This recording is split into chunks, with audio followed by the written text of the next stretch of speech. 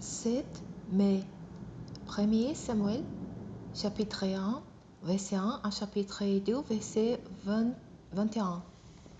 Un homme nommé Elkana vivait à Ramathaïm Sophaïm, dans la région montagneuse d'Éphraïm. Il était fils de Jéroham et petit-fils d'Éliu, de la famille de Tourou, descendant de Tsouf, un Éphraïmite. Il avait épousé 2 femmes. L'une s'appelait Anne et l'autre Pénina. Pénina avait des enfants, mais Anne n'avait pas. Chaque année, Elkana se rendait de sa ville à Silo pour y adorer l'Éternel, le Seigneur des armées célestes, et pour lui offrir des sacrifices. Les 12 fils d'Élie, Ophni et Phinehas, y officiaient comme prêtres de l'Éternel. Les jours où Elkana offrait son sacrifice, il attribuait des parties de viande à sa femme Pénina et à tous ses enfants. Et il donnait une double part à Anne parce qu'il l'aimait, bien que le Seigneur l'ait empêché d'avoir des enfants. Sa rivale ne cessait de la vécher pour l'irriter contre Dieu de ce qu'il l'ait rendu stérile. Cela se reproduisait chaque année. Toutes les fois qu'on se rendait au sanctuaire de l'Éternel, Pénina l'exaspérait. Alors elle pleurait et restait sans manger. Elkana lui demandait: Anne, pourquoi pleures-tu? Pourquoi restes-tu sans manger? Pourquoi es-tu si malheureuse? Est-ce que je ne vaux pas mieux pour toi que 10 fils? Cette fois-ci, après qu'on eut mangé et bu à Silo, Anne se leva et se rendit au sanctuaire de l'Éternel. Le prêtre Élie y était assis sur son siège près de la porte. Très affligé, Anne pria l'Éternel en pleurant à chaudes larmes. Alors elle fit le vœu suivant: Éternel, Seigneur des armées célestes, si tu veux bien considérer la misère de ta servante, et si tu interviens en ma faveur, si tu ne délaisses pas ta servante, et si tu me donnes un fils, alors je te le consacrerai pour toute sa vie. Ses cheveux et sa barbe ne seront jamais coupés. Comme elle priait longuement devant l'Éternel, il y observait le mouvement de ses lèvres. On priait intérieurement, ses lèvres bougeant, mais on n'entendait pas sa voix. Élie pensa qu'il était ivre, et il interpella: Combien de temps encore veux-tu étaler ton ivresse? Va couver ton vin à l'air. Anne lui répondit: Non, mon Seigneur, je ne suis pas ivre. Je n'ai bu ni vin ni boisson alcoolisée, mais je suis très malheureuse et j'ai penché mon cœur devant l'Éternel. Ne me juge pas mal et ne me considère pas comme une femme perverse. Si j'ai prié aussi longtemps, c'est parce que mon cœur débordait de chagrin et de douleur. Dans ce cas, lui dit Élie, va en paix, et que le Dieu d'Israël exauce la requête que tu lui as adressée. Anne répondit: Je me recommande à ta bienveillance. Puis il s'en alla, se restaura et son visage fut différent. Le lendemain, de bon matin, Elkana et sa famille se prosternèrent devant l'Éternel, puis ils rentrèrent chez eux en Rama. Elkana s'unit à Anne, sa femme, et l'Éternel intervint en sa faveur. Il fut insulté, et au terme de sa grossesse, il mit au monde un garçon auquel il donna le nom de Samuel. Dieu a entendu, car dit-il: Je l'ai demandé à l'Éternel. L'année suivante, Elkana se rendit de nouveau à Silo avec toute sa famille pour offrir à l'Éternel les sacrifices annuels et pour accomplir les vœux qu'il avait faits.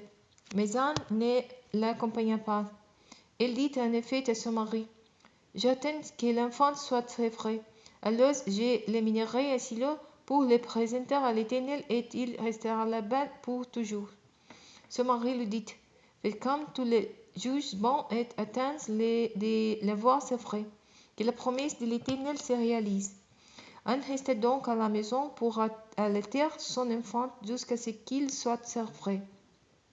À ce moment-là, elle l'amena avec elle au sanctuaire de l'Éternel à Silo, en apportant un taureau de 3 ans.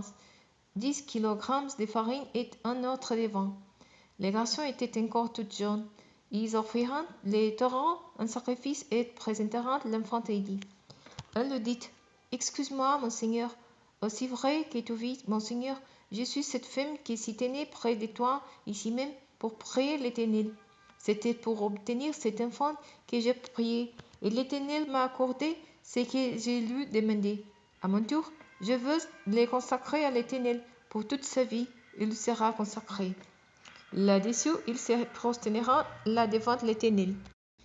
Alors Anne prononça cette prière. La joie remplit mon cœur. Cette grâce à l'Éternel. Oui, grâce à l'Éternel, mon front s'est relevé, et j'ai de quoi répondre à ceux qui me blessaient. Oui, j'ai jubilé, car Dieu m'a secouru. Nous, n'est l'égal, l'Éternel seul est saint. Et à part lui, il n'y a pas de Dieu, pas de rocher semblable à notre Dieu. Qui se sent donc vos paroles hautaines et les bravades sortant de votre bouche. Car l'Éternel est un Dieu qui sait tout. C'est lui qui prise les actes des humains. Voilà briser l'arc des guerriers. Ceux qui chancelent sont armés de vigueur. Tous les époux s'embauchant pour du pain. Les affamés seront comblés de biens et la stérile met cet enfant au monde, alors que celle qui en avait beaucoup sera flatterie. C'est l'Éternel qui fait mourir à vivre et fait descendre dans les séjours des morts et en fait remonter. L'Éternel seul dépourvu en enrichit. Il humilie, il élève aussi. De la poussière, il arrache les pauvres, et il relève l'indigent de la faim, pour l'installer au milieu des puissances et lui donner une place d'honneur. À l'Éternel sont les fondements de la terre, et c'est sous eux qu'il a posé le monde. Il gardera les pas de ceux qui lui sont attachés.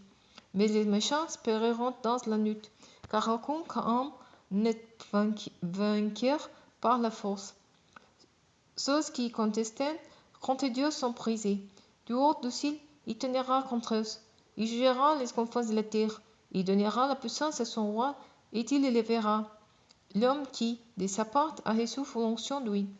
Après cela, Elkanah retourna chez lui à Rama, et le jeune garçon fut au service de l'Éternel auprès du prêtre Élie.